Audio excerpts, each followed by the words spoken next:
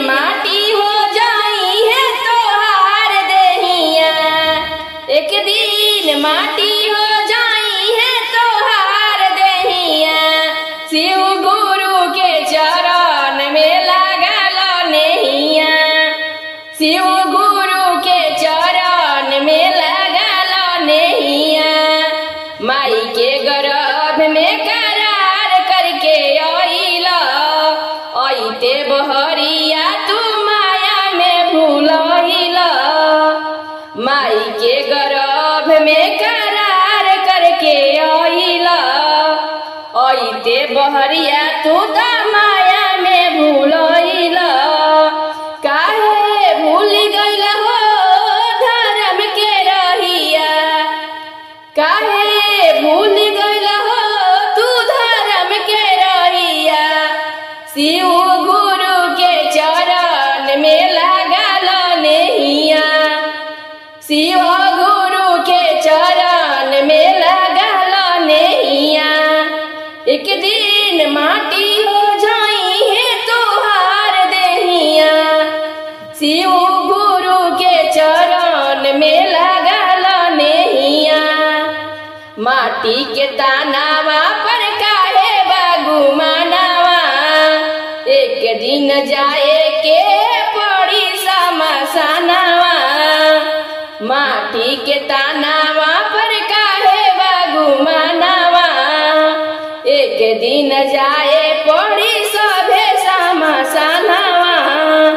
मिल जाइए माटी में तोहार देहिया, मिल जाइए माटी में तोहार देहिया।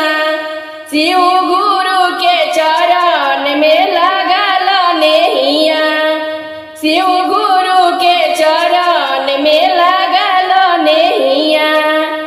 एक दिन माटी हो जाई है तोहार देहिया, एक दिन माटी हो जाई है तोहार देहिया।